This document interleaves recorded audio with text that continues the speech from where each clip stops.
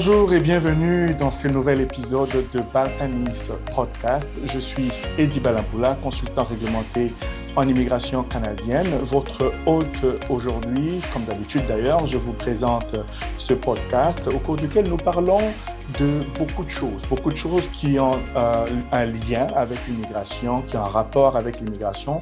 Nous parlons souvent des programmes d'immigration, nous expliquons avec d'autres professionnels comment immigrer au Canada ou profiter des programmes d'immigration au Canada.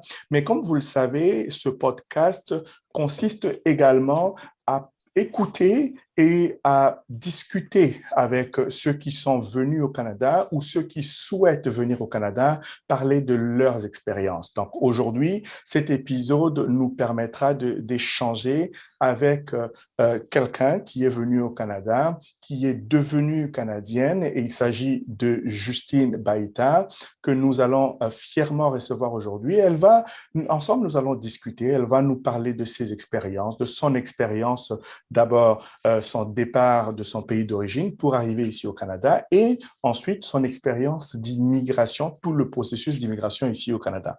Donc, je ne vais pas m'étaler là-dessus. C'est Justine qui est invitée aujourd'hui. C'est elle qui va nous raconter son histoire. Alors, je m'empresse de l'accueillir. Bonjour Justine et bienvenue à Balkanis Podcast. Comment allez-vous aujourd'hui? Merci beaucoup pour cet accueil. Je me porte bien. Parfait. Alors, il nous fait plaisir et honneur de vous recevoir aujourd'hui pour parler de vous et merci d'avoir accepté de partager votre expérience. OK? Ce n'est pas tout le monde qui accepte de le faire. Nous sommes très, très reconnaissants que vous ayez accepté de le faire et nous vous en sommes très reconnaissants et vous remercions. Alors, sans plus tarder, la première question, Justine. Pouvez-vous tout d'abord nous parler un peu de vous, nous expliquer, vous êtes Justine Baïta, oui, d'accord, mais quoi d'autre pouvons-nous savoir sur vous? OK, merci. Généralement, c'est souvent difficile de parler de soi. Oui. Et on ne le fait pas souvent en tant qu'Africain, en tant que membre de la communauté congolaise. C'est souvent rare qu'on puisse venir à pareille émission pour partager un peu, se dévoiler à la face des autres.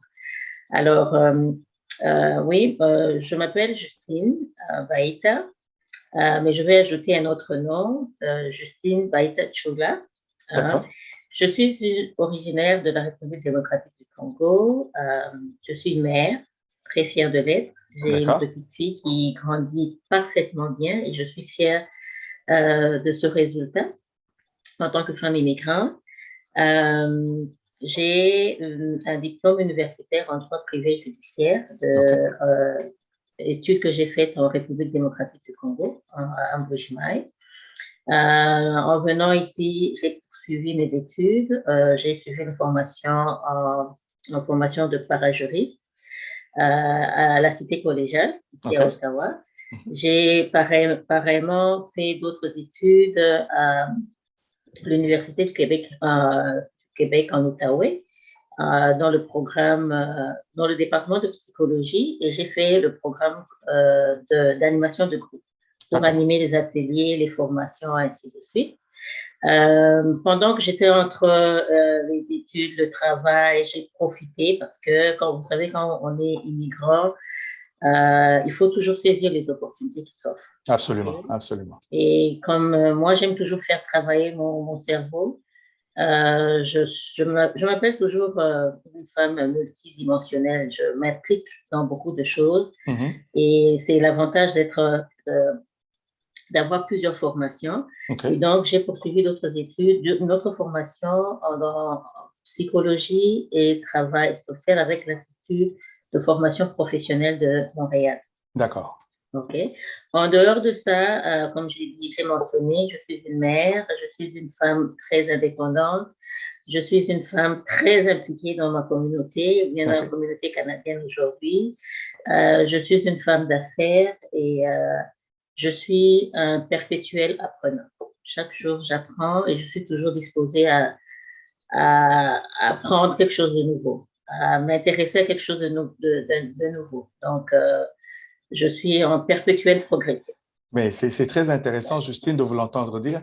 Et c'est très intéressant d'avoir ce parcours varié Je me retrouve un tout petit peu dans vos dires parce que j'ai un tout petit peu, comme vous, plusieurs casquettes et plusieurs formations et donc je le trouve très, très intéressant.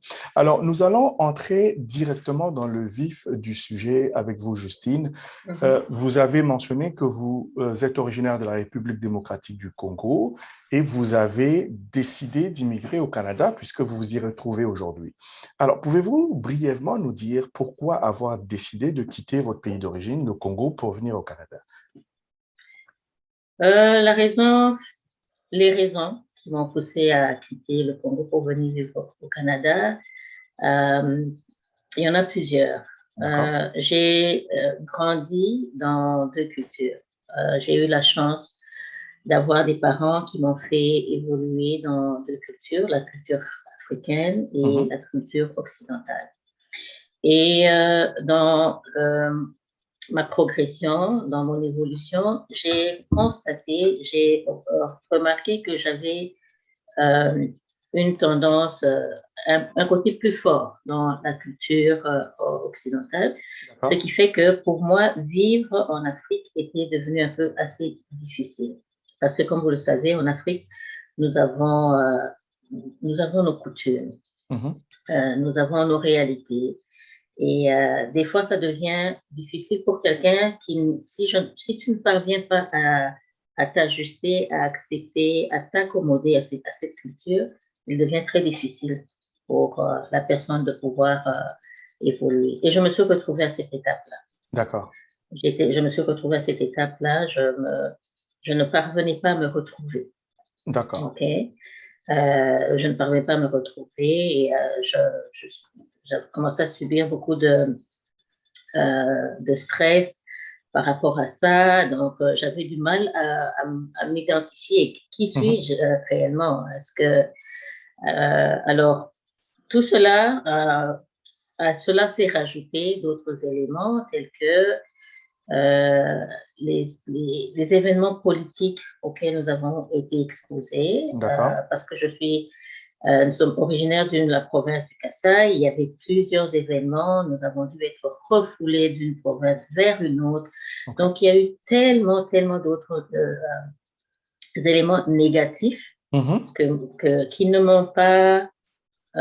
m'ont plus permis de pouvoir rester au pays. Et je me suis dit qu'il était temps pour ma progression, pour mon bien-être, pour mon développement.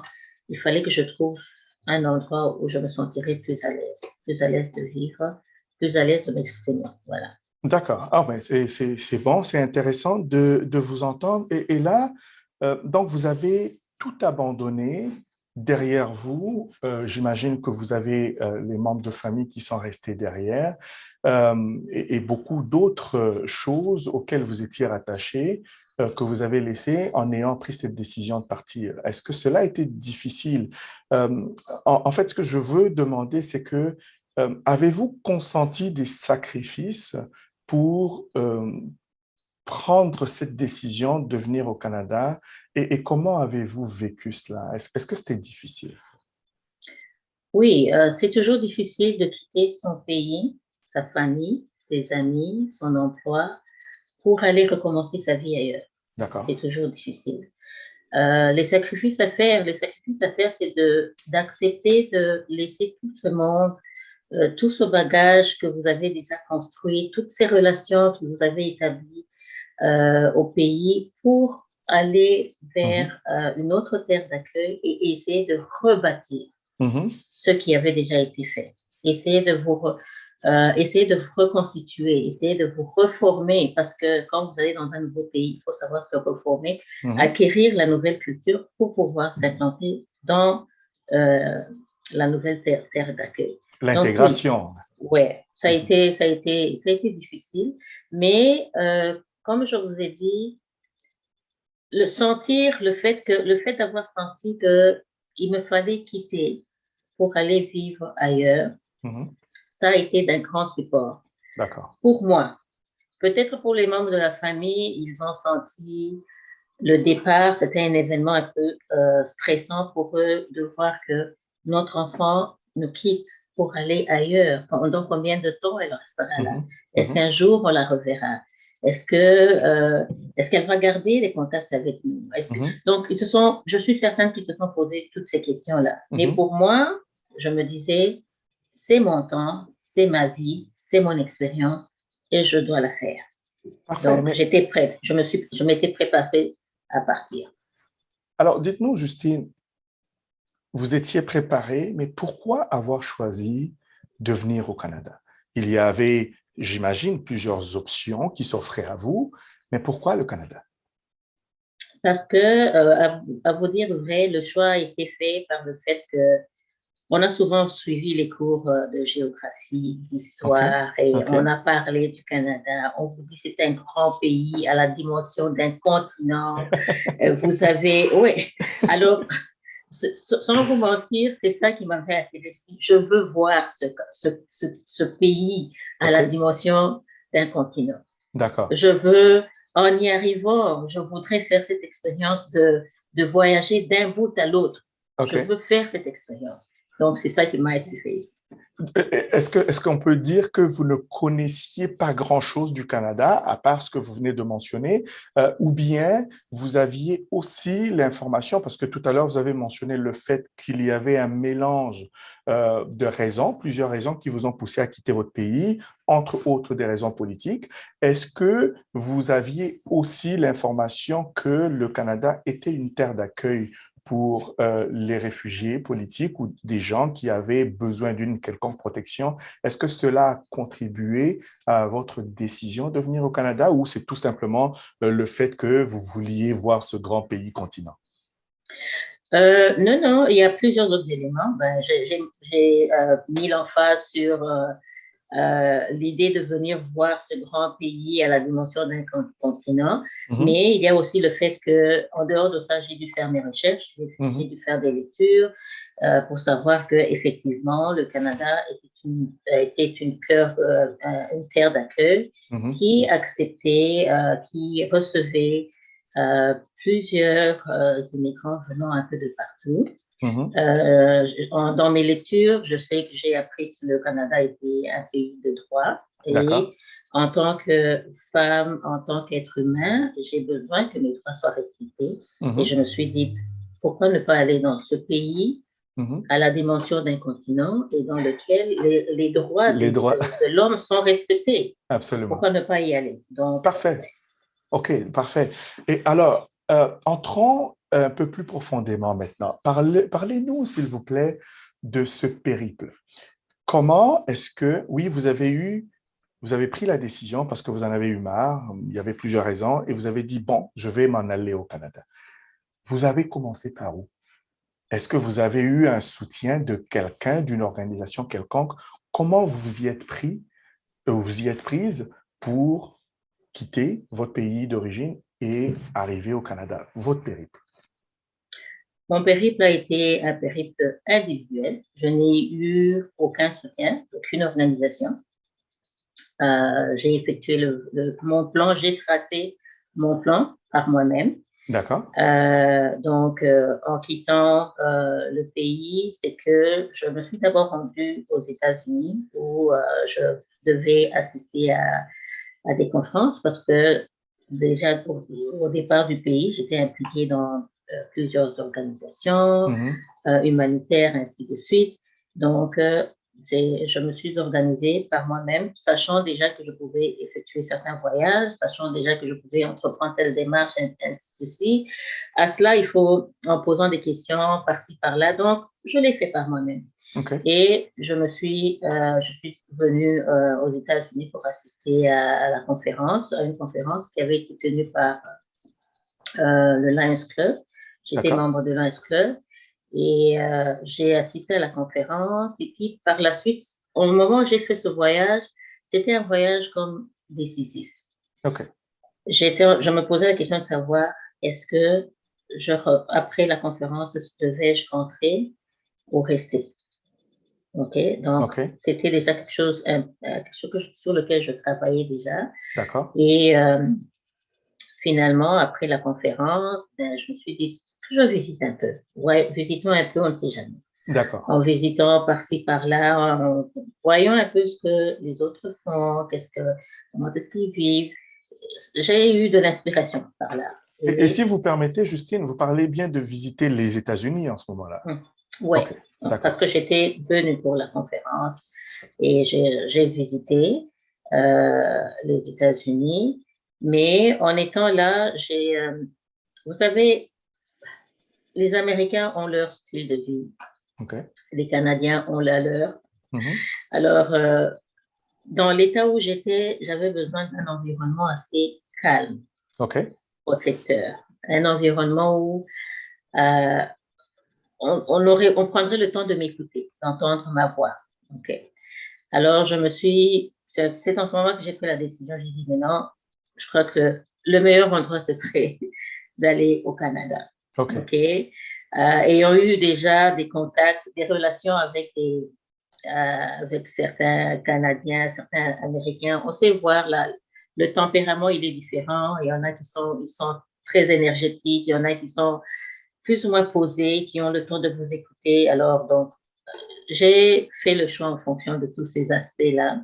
Et je me suis dit, dans l'état où je suis, parce que je cherche encore à me redéfinir, OK. je cherche à savoir réellement qui je suis, ce que je veux. Il faut que j'aille dans un environnement où c'est plus ou moins posé. Et c'est comme ça que j'ai décidé de m'embarquer vers la voie du Canada. Et donc, est-ce à dire que vous aviez quand même envisagé la possibilité de rester aux États-Unis puisque vous y étiez?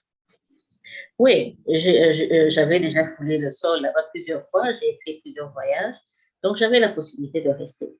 Mais comme je vous dis, quand vous avez un objectif, il faut savoir bien le définir. J'étais là, un peu perdue dans ma tête, perdue dans qui j'étais, ce que je voulais vraiment. Est-ce que l'environnement aux États-Unis était le meilleur environnement pour moi? Je ne pense pas. OK. Je me suis dit qu'il fallait aller vers un environnement où on est plus social, on accueille plus facilement, OK, et où je pourrais me sentir plus ou moins à l'aise. Parce que bien que j'ai visité les États-Unis plusieurs fois, à voir les mouvements qu'il y a, les tendances qu'il y a, c'est assez difficile. OK? OK. C'est assez difficile et je me suis dit non, allons au Canada. OK. Alors, le départ des États-Unis vers le Canada. Je voudrais mettre une pause pour dire que vous avez écrit, vous avez parlé de votre histoire dans un bouquin qui est paru il n'y a pas très, très longtemps, Histoire d'immigration, et vous avez écrit dedans Au-delà des défis. Hein, c'était ça le titre de la portion de votre histoire que vous avez écrite. Et là-dedans, vous avez dit que le processus d'immigration du Canada vers des États-Unis vers le Canada, ou du moins de la République démocratique du Congo, en passant par les États-Unis pour terminer au Canada, était un processus intense, traumatisant et intimidant. Pouvez-vous nous en parler, s'il vous plaît? Oui, venir au Canada, c'est pas quelque chose, on ne se réveille pas comme ça le matin, vous décidez, vous prenez votre valise et vous dites, je vais aller au Canada, frappez à la porte et puis on va vous ouvrir la porte. OK? Il y a tout un processus. Quand je suis arrivée à la frontière et que je devais justifier la raison pour laquelle je me retrouvais sur le sol canadien, c'est une expérience assez traumatisante parce que, vous faites face à un agent de l'immigration. Et l'agent de l'immigration, c'est comme la police qui est devant vous et qui vous questionne pour savoir pourquoi est-ce que je devrais vous laisser venir vous installer ici. Et comme vous le savez, le Canada, c'est un pays de droit. Donc, il peut, dans le respect des droits et libertés de chacun, mais ils doivent aussi se rassurer que la personne qui vient s'installer chez nous ne va pas venir causer du tort, n'est pas un criminel, n'est pas.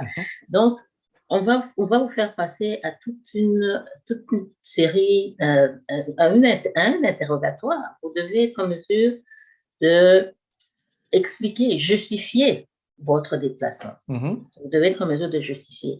Et ça, c'est traumatisant. Pourquoi? Parce que Moi, j'ai travaillé dans le domaine juridique. Je sais que pour la plupart du temps, je posais des questions aux gens, mais c'était rare que je me retrouve de l'autre côté de la barre. Mhm. Là, c'était que, OK, c'est à moi qu'on pose des questions et c'est moi qui dois justifier la raison pour laquelle je dois aller. Donc, quand on change de scénario, c'est assez traumatisant. Ça, c'est une chose. OK. L'autre chose, c'est que l'incertitude que vous avez, on vous pose des questions. Pourquoi est-ce que vous êtes venu ici? Quels sont vos motifs? Quels sont les buts que vous poursuivez? Vous allez donner ces buts, vous allez donner les objectifs. Mais vous n'êtes pas certain que les réponses que vous donnez sont les réponses auxquelles l'agent s'attend. Est-ce Mhm. que ces réponses sont valables? Est-ce que ce motif que j'avance, il est fondé? Est-ce que ce Mhm. motif sera accepté? Donc, quand vous vivez dans cette incertitude, dans ce doute, c'est pour ça que je dis que c'est traumatisant, c'est intense. Mhm. Je parle avec un agent de l'immigration, il me pose des questions, je réponds. À travers son attitude, je ne sais même pas lire s'il est OK avec les réponses que je lui donne. Et je ne sais même pas savoir, je n'ai pas comme comment dire, une feuille avec des réponses préétablies qu'il faudrait que je puisse relire pour lui donner à l'agent. Mais non, tu dois répondre. Il Mhm. faut formuler les réponses de ta tête et pouvoir convaincre Mhm. l'agent que je suis une bonne candidate, je suis une personne qui ne va pas causer de problème. Je voudrais juste m'établir, je voudrais m'épanouir et je cherche une terre d'accueil. OK. Donc, ouais. Et donc, vous rencontrez les agents de services frontaliers dont la mission est de protéger les frontières du Canada en arrivant et bien entendu, ils vous questionnent. Mais avant de venir, est-ce que vous étiez préparé? J'imagine que vous saviez que vous alliez être questionné. Et donc, ce processus-là, lorsqu'on vous questionne, est-ce que c'est par rapport au fait que vous vouliez simplement venir vous établir au Canada, ou bien c'est parce que et aussi vous recherchiez, vous avez mentionné un tout petit peu, une protection au Canada au vu des programmes et du droit canadien. Donc, il fallait vraiment pour vous vous assurer que vous répondiez aux critères d'admissibilité au programme pour lequel vous étiez là. Oui. Est-ce que j'étais préparée aux différents types de questions qui me seraient posées? Je ne veux pas vous avouer que non, D'accord. je n'étais pas préparée. Je ne savais pas à quel genre de questions est-ce que j'allais faire Mhm. face. Au moins, ce dont j'étais certaine, je me suis dit, on va me poser des questions. Mhm. OK? Je suis une intellectuelle, je dois juste me préparer à répondre. Mhm. OK? Essayer de trouver une formulation par rapport à, OK, voici mon objectif, voici mes intérêts et voici ce que je peux apporter D'accord. en venant ici au Canada. Donc, je n'avais pas reçu des questions préalables établies pour me dire que, OK, je me prépare à ces questions. Non. Et je pense D'accord. que ça aurait été d'ailleurs pas correct si jamais je devais avoir cette question. Moi, j'ai préféré répondre de manière naturelle aux questions qui Mhm. m'avaient été posées. OK. Donc, ouais. Mhm. Non, allez-y, poursuivez. Ouais, donc c'est ça. Donc, je n'étais pas préparée. Quand je suis arrivée, j'ai fait face pour la première fois de ma vie à ce genre de questionnement. Quand je dis première fois, c'est par rapport, parce que quand vous voyagez, vous savez, on vous pose aussi des questions quand vous arrivez à destination d'un Mhm. pays. Mhm. Vous êtes toujours reçu par les agents de l'immigration qui vous posent certaines Mhm. questions, mais Mhm. l'intensité avec laquelle ces questions sont posées, la manière dont elles sont formulées, Mhm. parce qu'on veut obtenir certaines réponses, elle est complètement différente. Le contexte est différent de quand Mhm. j'arrive à l'aéroport, bienvenue, et vous êtes venu, c'est pour combien de temps, et où est-ce que vous allez habiter, c'est différent que, OK, vous venez ici pour vous installer, vous établir. Qui Mhm. êtes-vous? C'est ça. OK, qu'est-ce que vous poursuivez? Mhm. Donc, c'est un peu ça. Et donc, vous arrivez, on vous questionne. Et ça a pris combien de temps à peu près, les questions? jusqu'à ce que vous avez mentionné également dans le livre qu'à un moment donné, l'agent des services frontaliers finir par vous dire bienvenue au Canada. Ça a pris combien de temps et quel sentiment avez-vous eu lorsque on vous a accueilli en disant bienvenue au Canada? Qu'est-ce que ça a représenté pour vous? Ça a pris je dirais à peu près 1 heure. OK. OK, parce que il faut quand je suis arrivée, ils ont pris mes documents, mon passeport, ils devaient faire comme des enquêtes pour savoir d'où est-ce qu'elle vient. À partir du passeport, on s'est retracé un peu le parcours par lequel je suis passée. Une question de se rassurer sur si jamais j'ai un dossier criminel de quelque part. Donc, ça a pris quand même du temps. Et puis, je pense aussi, ça a pris du temps aussi parce que c'est pour voir créer un peu cet effet-là sur vous, parce que vous voulez venir vous installer ici. Est-ce que c'est vraiment ce que vous voulez faire? Vous voyez? Donc, après qu'il soit venu pour me dire bienvenue au Canada, à l'instant, je vous assure, j'étais émue. D'accord. Émue parce que je ne m'y attendais pas que ça serait comme du tic au tac, là. Et puis, intérieurement, j'étais toute contente, heureuse. J'ai dit, mon Dieu, je l'ai fait. Donc, je suis à un point de non-retour, là. Je l'ai fait, je suis à un point de non-retour et je vais m'installer au Canada. J'étais très contente. J'ai eu ces deux sentiments. J'étais d'abord émue, mais à la suite de ça, j'étais très heureuse d'avoir franchi ce pas.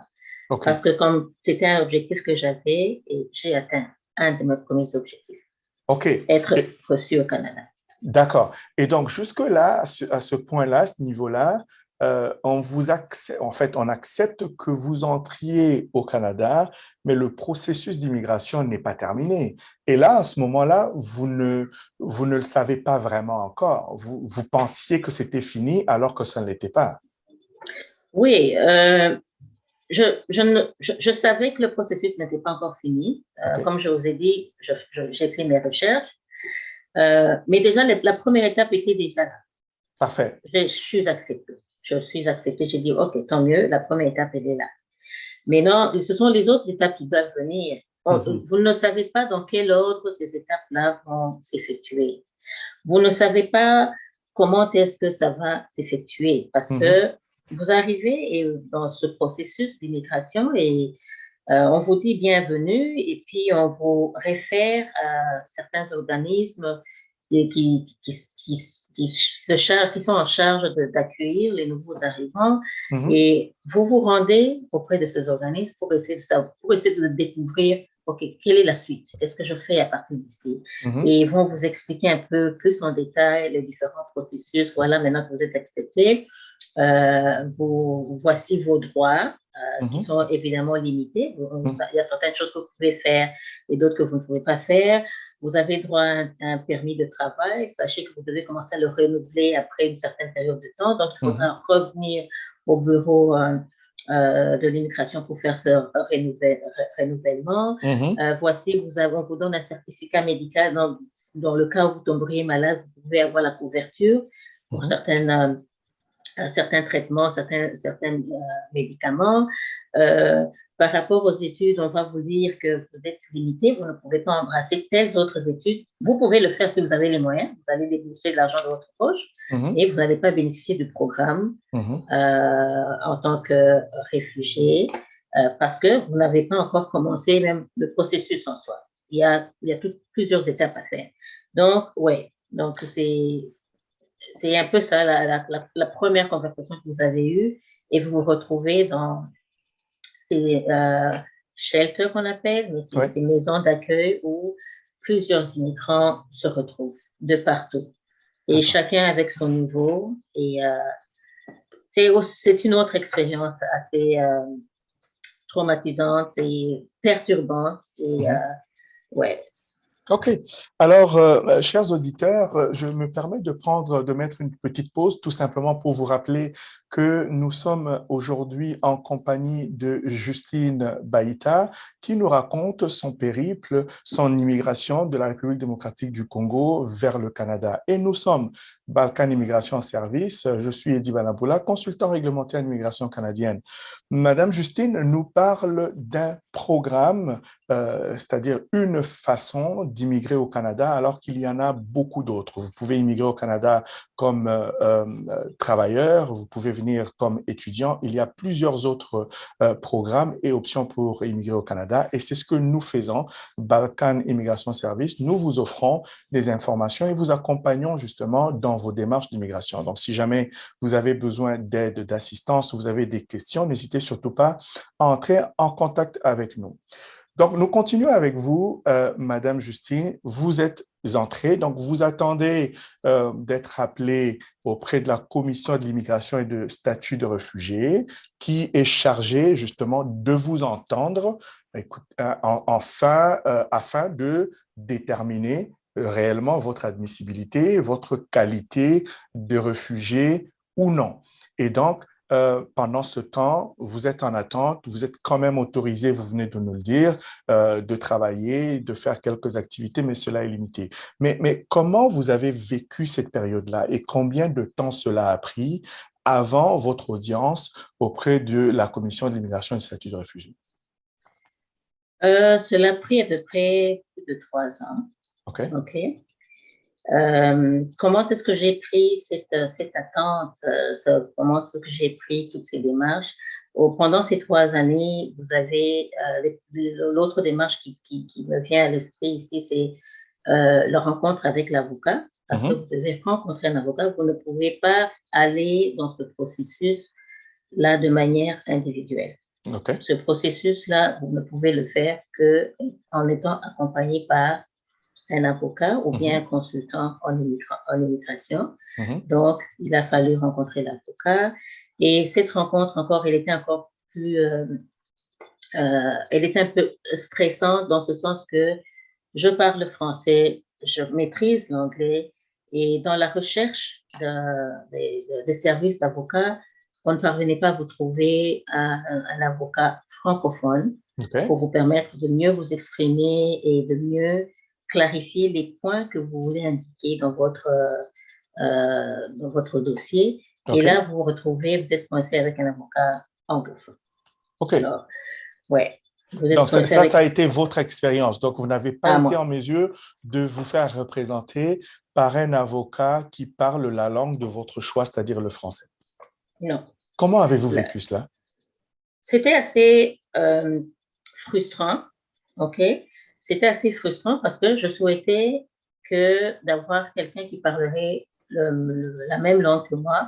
Ce serait plus facile pour moi de m'exprimer clairement et aisément pour vous faire comprendre les différentes, pour décrire d'abord mon histoire, expliquer mes motivations, ainsi de suite. Et là, vous vous retrouvez avec un anglophone. Donc, chaque fois, il fallait me rassurer que par moi-même, je devais d'abord traduire. OK? Parce que j'avais l'avantage déjà, depuis le pays, de parler anglais. Donc, je devais me rassurer d'abord de traduire mon histoire du français à l'anglais. Ça demande, c'est beaucoup de temps, ça demande beaucoup d'efforts, d'énergie à mettre dans tout ça. Et pour me rassurer que lorsque je véhicule mon message, que de l'autre côté, on le reçoive tel que je le veux. D'accord. Tel que je le veux. Je suis peut-être à l'aise dans la traduction, mais à l'époque, quand je suis arrivée dans le parler, j'avais encore quelques difficultés. Donc, voir cela, je me disais, ça aurait été mieux d'avoir un francophone parce que je n'aurais pas à me tracasser pour pouvoir me faire comprendre. Absolument, parce que cela rajoute un stress supplémentaire sur ce que vous êtes déjà en train de vivre en ce moment-là. Oui, et là, je devais toujours faire un effort, me rassurer, je répétais 2 fois, 3 fois pour qu'on soit vraiment sur la même longueur d'onde, parce que je ne voudrais pas qu'ils prennent mon dossier, qu'ils s'engagent dans les démarches et que la résultat ne soit pas ce à quoi je m'attends. Donc, c'était assez stressant d'avoir un avocat anglophone. Et on a attendu 3 ans, on a fait les démarches, on a signé les papiers et ainsi de suite. Et puis, il était temps qu'on me convoque devant la commission. Euh, quand on m'a convoqué, en ce moment-là, pendant toutes ces années-là, et puis je suis tombée enceinte. J'avais mon enfant, ma fille qui était née. Okay. Et le jour où on devait se présenter à la commission, mon avocat me demandera de ne pas amener ma fille. Okay. Ça m'avait tellement choquée. OK. Et il vous a expliqué pour quelle raison? Ben, parce qu'on devait prendre le train, avoir un enfant, ce serait nous retarder dans les démarches et pas aller prendre. Donc, ce serait comme encombrant d'avoir un enfant pour aller se rendre à l'immigration. OK. Et ça m'avait vraiment frustrée, énormément frustrée, et j'aurais souhaité amener avec elle. Donc, ce que j'ai fait, j'ai dû prendre une photo. J'avais placé la photo de ma fille dans le cadre. Okay. J'avais fait placer dans le cadre et je me suis rendue avec cette photo à l'audience. OK. Donc, et par la suite, comment s'est déroulé malheureusement, nous n'avons pas beaucoup de temps. On a beaucoup de choses à raconter. Vous racontez une histoire très intéressante. Je suis sûr que nos auditeurs voudront en savoir davantage, mais nous sommes limités dans le temps, malheureusement. On va essayer d'accélérer un peu les pas. Vous arrivez dans l'audience. Comment se déroule l'audience, justement, devant un commissaire qui est chargé de vous entendre? Comment vous vous sentez? Comment est-ce que l'avocat vous représente? Quel est votre rôle? Quel est le rôle de l'avocat? Décrivez-nous un peu l'ambiance. Comment ça se passe? L'ambiance, elle était assez bonne, OK, mais du point de vue technique, il y avait des petites failles que pour moi, je pense que c'était des petites failles parce que moi, j'étais francophone et chaque fois que je parlais, l'interprète qu'on avait, c'était l'interprète pour l'avocat, non l'interprète pour moi. OK. Et donc, vous parliez en français? En français. Okay. Et donc, l'interprète qu'il y avait dans la salle, ce n'était pas l'interprète pris pour moi, mais c'était pour l'avocat, pour lui permettre de comprendre la conversation que j'étais en train d'avoir avec le juge et avec l'interprète, en sorte pour que lui puisse comprendre, de sorte que s'il y a nécessité qu'il intervienne, qu'il puisse intervenir. OK. Ouais. Donc, les questions, c'est un peu revenir un peu sur votre histoire qui a été déjà écrite dans un document. Ils l'avaient déjà lu. Ils essaient de vous reposer les questions pour se rassurer que est-ce que vous avez, moi, c'est ce que je pense, est-ce que vous maîtrisez votre histoire? Est-ce que ce qui est écrit sur les documents qui sont dans leur main est une histoire que vous-même avez écrite ou bien c'est quelqu'un d'autre qui vous a écrite. Donc, en vous posant des petites questions comme questions pièges, mais il faut, quand c'est votre histoire et que vous l'avez écrite par vous-même, vous devez la connaître. Mais quand vous parlez d'histoire, excusez-moi, quand vous parlez d'histoire, en réalité, vous faites référence à ce que vous avez vécu, à comment vous avez exprimé ce que vous avez vécu, et le commissaire essaye de déterminer votre crédibilité, c'est-à-dire la crédibilité de ce que vous déclarez avoir vécu, et essaye de voir non seulement si vous répondez aux critères d'admissibilité au programme pour lequel vous êtes là, mais aussi voir si vous avez des craintes réelles par rapport à ce que vous avez déclaré. C'est bien cela? Oui, c'est exactement ça. Donc, ce que vous racontez doit vraiment entrer dans le cadre des différents programmes pour lesquels vous soumettez la demande. Est-ce que vous voulez soumettre une demande en tant que réfugié politique? Bien, il faut que votre parcours, l'histoire que vous racontez puisse vraiment répondre à ces critères. Donc, oui. OK. Et donc, à la suite de cet interrogatoire, vous dites dans le livre que votre demande, par la suite, vous recevez une enveloppe, une grande enveloppe, dans laquelle vous avez la décision. Et donc, ça veut dire que vous n'aviez pas, à la sortie de cette audience-là, vous n'avez pas reçu la décision finale. Donc, la décision vous a suivi par la suite, par la poste. Et comment avez-vous vécu cette période d'attente, avant de recevoir cette fameuse enveloppe dont vous allez nous parler par la suite? L'attente était assez longue parce que je crois que Mhm. c'est après 2 ans encore que la grande enveloppe a atterri dans mes mains. OK, Mais pendant ce temps-là, je m'étais dit qu'il fallait maximiser ce temps. d'accord. Il fallait le maximiser dans quel sens? OK, s'il faut que je travaille, il faut que je puisse être en mesure de travailler. Mais moi, j'avais déjà commencé quand je suis arrivée. J'ai eu la D'accord. chance de travailler, donc j'ai continué à travailler. J'ai dit qu'il faut maximiser en faisant quoi? Faire du bénévolat, Mhm. participer à des activités. Je me suis impliquée dans beaucoup de projets Mhm. parce que je ne voulais pas que mon esprit soit focalisé sur l'attente de la D'accord. décision. D'accord. J'ai dit, je ne veux pas ajouter un stress de plus dans ma vie.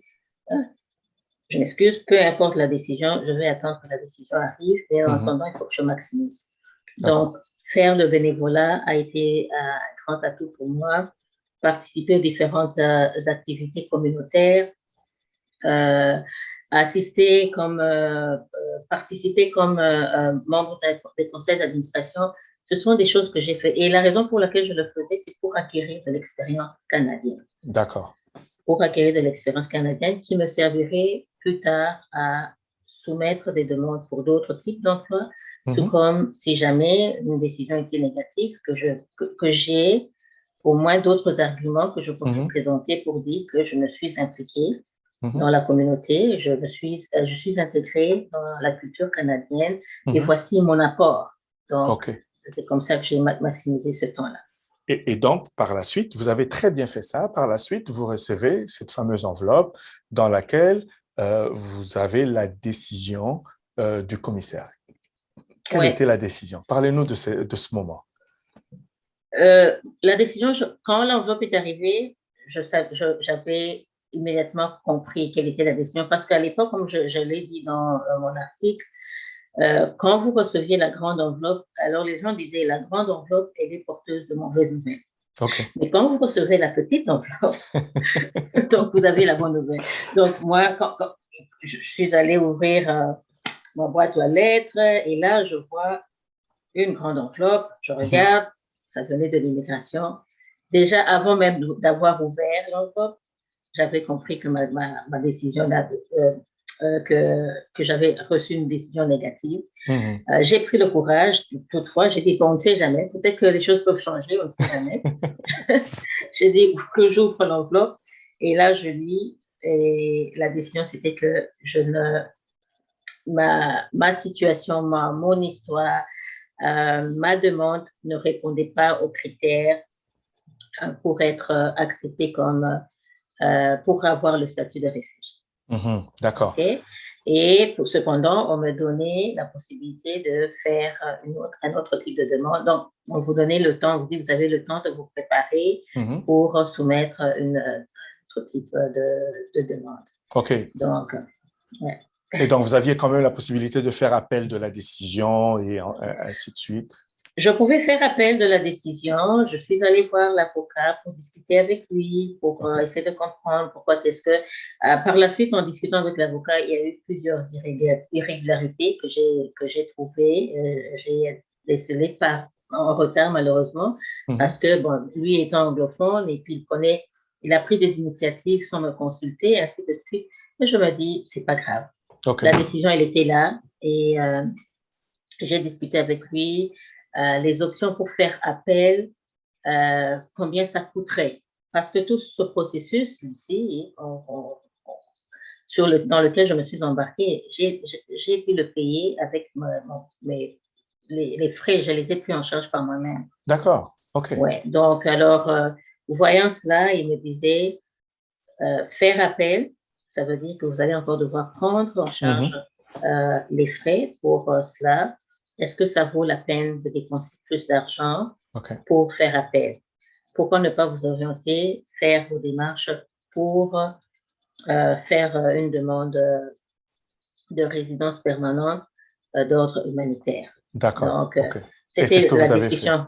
ouais, c'était la discussion que j'avais avec l'avocat. Et puis finalement, en réfléchissant, en lisant les critères, hein, en lisant les conditions, je remplissais ces conditions. Donc, j'étais en mesure de me prendre financièrement en charge. J'avais un enfant, ma fille qui était canadienne. Je travaillais, donc je pouvais me prendre, je me prenais en charge, moi, ma fille et moi-même. J'avais déjà développé des contacts, des relations avec la communauté canadienne.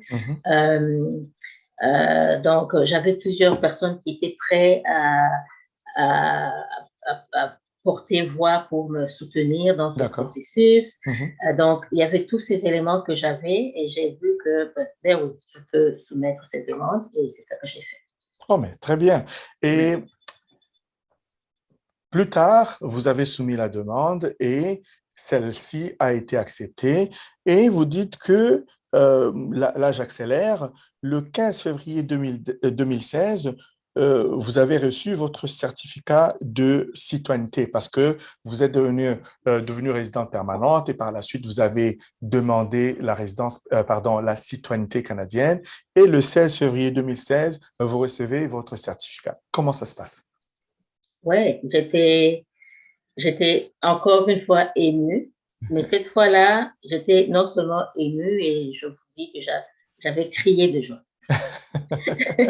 J'avais crié de joie parce que j'ai réalisé que voilà, tout le processus, tout mon parcours, toutes les étapes par lesquelles je suis passée, tous les défis auxquels j'ai fait face, je suis allée au-delà de ces défis. OK. Je suis allée au-delà de ces défis.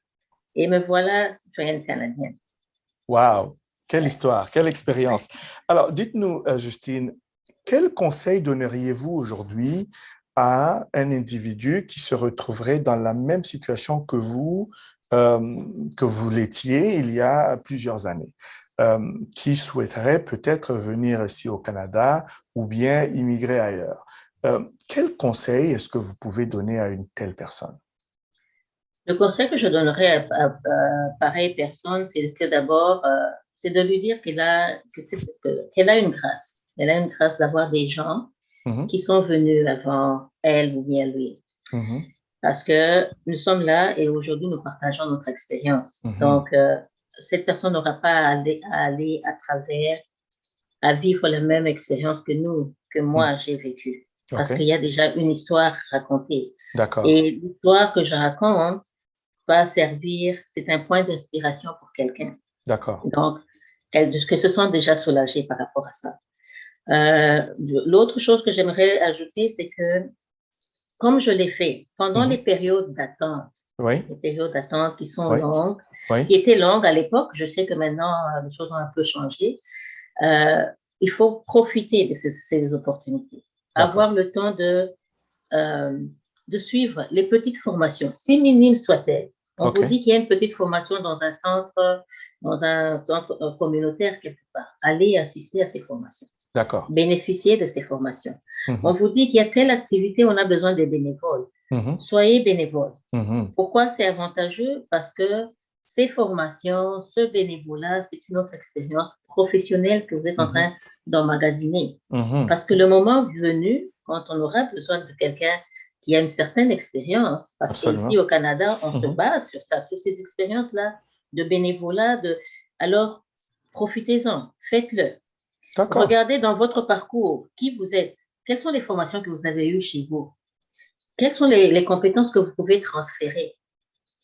Vous avez été, moi j'ai travaillé comme conseillère juridique au pays. D'accord. Mais quand j'essaie de définir ce rôle-là, c'est quoi le conseiller juridique?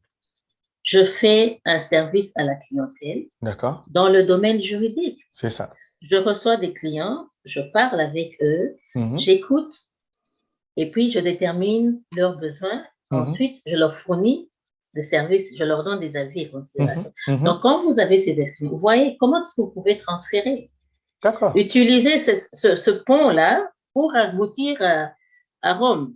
Ne vous gênez pas, faites-le, faites cette transition-là. Vous avez des compétences, transférez-les dans les domaines qui se présentent et puis allez de l'avant. Donc, c'est le message que je donnerai à quelqu'un qui se trouve dans la même situation que moi.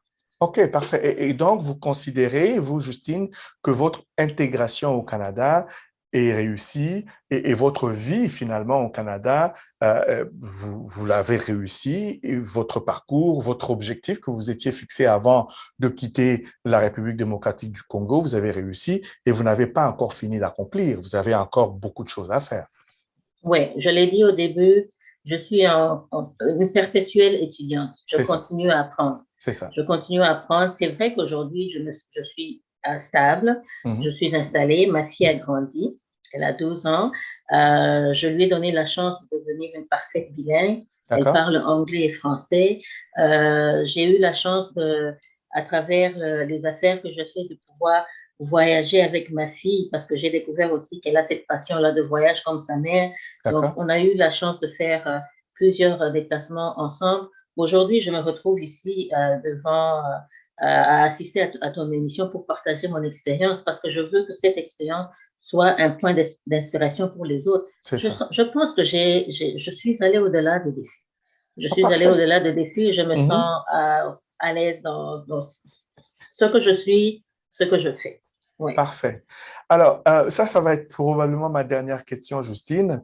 Euh, Quelles sont, d'après vous, les erreurs que beaucoup commettent, beaucoup qui veulent entreprendre si vous voulez, l'entreprise d'immigrer au Canada? Quelles sont les erreurs courantes ou encore les mythes, hein, les mythes que vous connaissez ou dont vous avez entendu parler au sujet de l'immigration au Canada que vous pouvez partager avec nos auditeurs?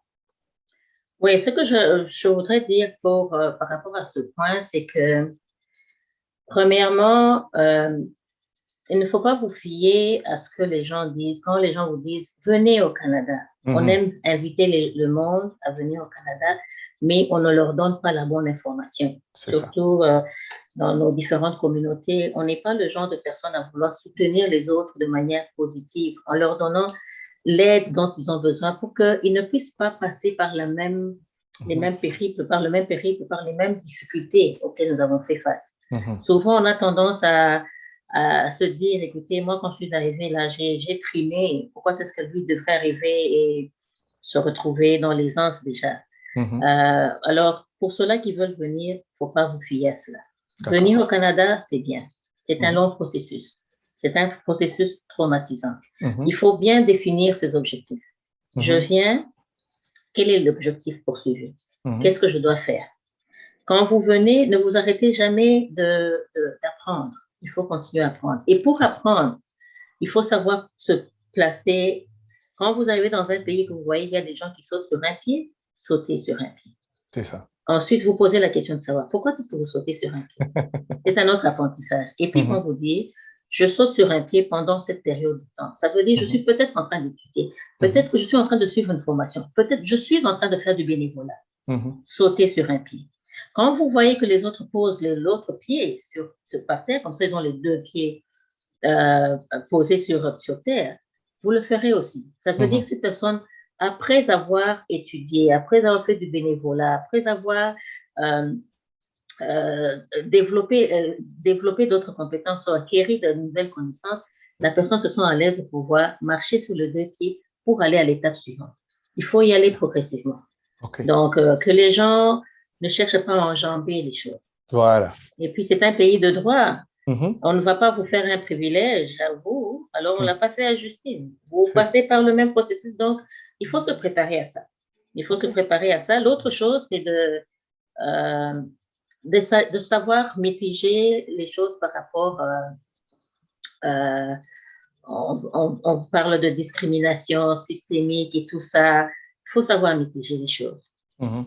On vient au Canada, c'est une terre d'accueil, c'est vrai, mais Mhm. il y a toute une communauté qui vit, qui a vécu ici et qui vit ici.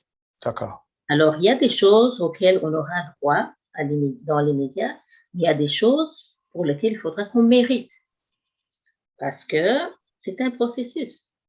Alors, il faut que les gens comprennent cela. Souvent, on a tendance à critiquer, pourtant, moi, j'ai telle expérience, on n'a pas donné le job, on n'a pas fait Mhm. ceci. Euh, c'est un pays de droit, on essaie d'appliquer le droit. La liste d'attente, il faut savoir se placer sur la liste d'attente quand vous arrivez au Canada. En tout cas, je vous remercie infiniment, Justine Baïta, d'avoir pris le temps de partager votre expérience avec nous. Et ce que moi, je voudrais rajouter sur la note finale, c'est que oui, il faut se renseigner avant de prendre des décisions, mais encore faut-il le faire de la bonne manière. L'immigration au Canada, c'est un domaine de droit, est un domaine réservé. Quelques professions sont autorisées à vous fournir les conseils juridiques appropriés. Il s'agit des avocats, des parajuristes, des consultants réglementaires en immigration canadienne et des notaires pour la province du Québec. Et donc, je vous l'ai dit au tout début, nous pouvons vous assister, vous accompagner, vous fournir les informations juridiques appropriées qui puissent vous permettre de prendre des décisions éclairées. Donc, n'ayez surtout pas honte, prenez le temps qu'il faut. Si vous considérez l'immigration au Canada, qu'il s'agisse d'une demande d'asile ou d'un programme pour venir étudier au Canada ou d'autres programmes pour travailleurs qualifiés, nous sommes là pour vous aider.